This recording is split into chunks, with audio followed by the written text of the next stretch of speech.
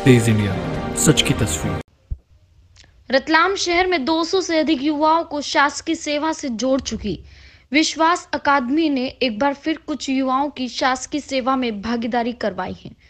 विश्वास अकादमी के संचालक रविशंकर दुहोलिया और कृष्णपाल सिंह पवार के अनुसार अकादमी की छात्रा रही मृदुला सचवानी इस संस्था से नायब तहसीलदार बन गई है।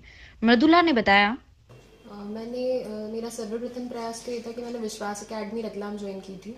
उनके मार्गदर्शन में रवि सर, केपी सर और उसके अलावा मेरे परिवारजन का सपोर्ट रहा, मोटिवेशन रहा सबका। समय समय पे जब मैं हताश होती थी तो मुझे समझाया गया कि नहीं, मैं कर सकती हूँ, और उसी वजह से आज मैं यहाँ हूँ। बिल्कुल प्राथमिकता तो डिप्टी कलेक्टर ही थी। तो मैं ये कहना चाहूँगी, मेरा ये अंतरिम परिणाम है, अंतिम नहीं। मैं अपने लेवल पे और प्रयास करूँगी और आगे टॉप 5, टॉप 10 में रैंकिंग लाके डिप्टी कलेक्टर बनूंगी। तेज इंडिया, सच की तस्वीर। जावरा बालिका बाल गृह कांड के आरोपियों की गिरफ्तारी और इन्हें न्यायालय के निर्देश पर जेल भेजे जाने के बाद कांग्रेस ने पुलिस और शासकीय अधिवक्ताओं पर गंभीर आरोप लगाते हुए कहा है कि पुलिस हिरासत में आए आरोपियों का अगर पुलिस रिमांड होता तो कई नामदारों के चेहरे बेनकाब हो सकते थे, मगर जानबूझकर इस मामले को टाला गया है। ऐसे में प्रकरण में शामिल भ्रष्ट पुलिस अफसरों व शासकीय अधिवक्ता के खिलाफ कार्रवाई की जाए। कांग्रेस जनों ने शनिवार को जिला और पुलिस प्रशासन को मांग पत्र दिया है। इस ज्ञापन में दोषी कर्मचारियों, अधिकारियों और आश्रम संचालकों से जुड़े लोगों पर कार्रवाई की मांग की गई है। हमने आज जो मांग करी है कि जो इसके अंदर जो नाम है वो नाम उजागर होना चाहिए और इनसे कड़ी पूछताछ करेंगे तो और भी ऐसे कई लोगों के नाम आएंगे, और जो जितनी भी महिला नारियों की जो इंजो चलती है, सारी इंजो और सारी संस्था की जांच होनी चाहिए, तो दूध का दूध और पानी का पानी निकले। तेज इंडिया, सच की तस्वीर। जावरा के शासकीय अस्पताल में पीएम रूम में रखे एक शव की चूहों के द्वारा दुर्गति करने का मामला सामने आया है। जानकारी अनुसार कल शाम को मंदसौर से रतलाम आते समय रतलाम निवासी एक व्यक्ति की ट्रेन में अचानक तबीयत खराब हो गई थी, जिन्हें डॉक्टर के द्वारा मृत घोषित कर दिया गया। इसके बाद शव को पीएम के लिए पोस्टमार्टम रूम में रख दिया गया था। आज सुबह जब परिजनों ने उनका शव देखा तो मृतक का चेहरा चूहों के द्वारा विकृत कर दिया गया।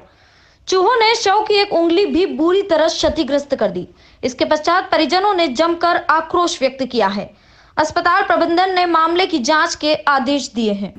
गत रात्रि में पोस्टमार्टम के लिए जो शव रखा गया था जावरा सिविल अस्पताल में, उसको चूहे द्वारा हाथ और चेहरे पे कुतरने की शिकायत जनप्रतिनिधियों द्वारा की गई है। तो उसमें जो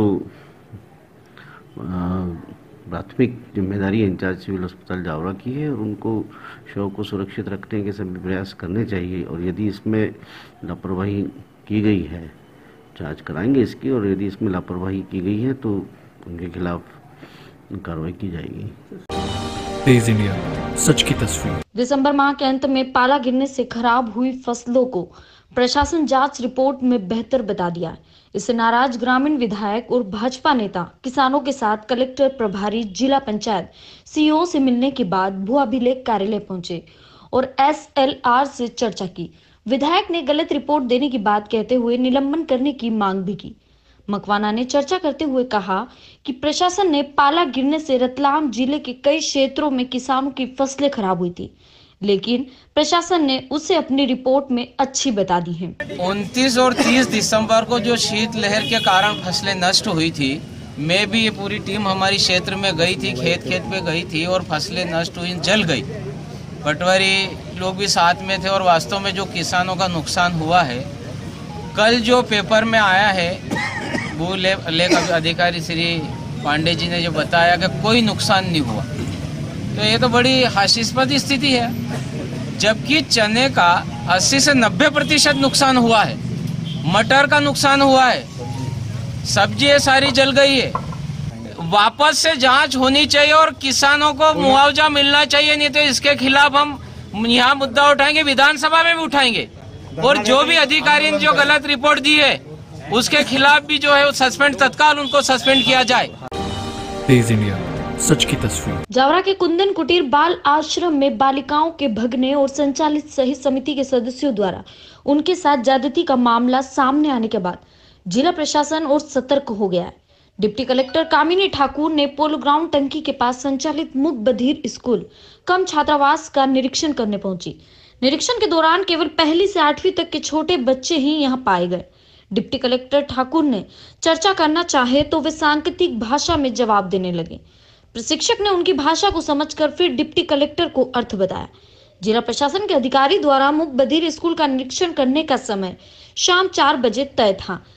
इसकी जानकारी जिला शिक्षा केंद्र के अधिकारियों के साथ ही ब्लॉक के अधिकारियों को दी गई थी, इसलिए मूक बधिर स्कूल के संचालकों ने यहाँ पहले से ही तैयारियां कर ली थी। मेरे द्वारा जिला शिक्षा अधिकारी और एक प्रशांत जी है, उनके द्वारा मूक बधिर हॉस्टल में निरीक्षण किया गया है।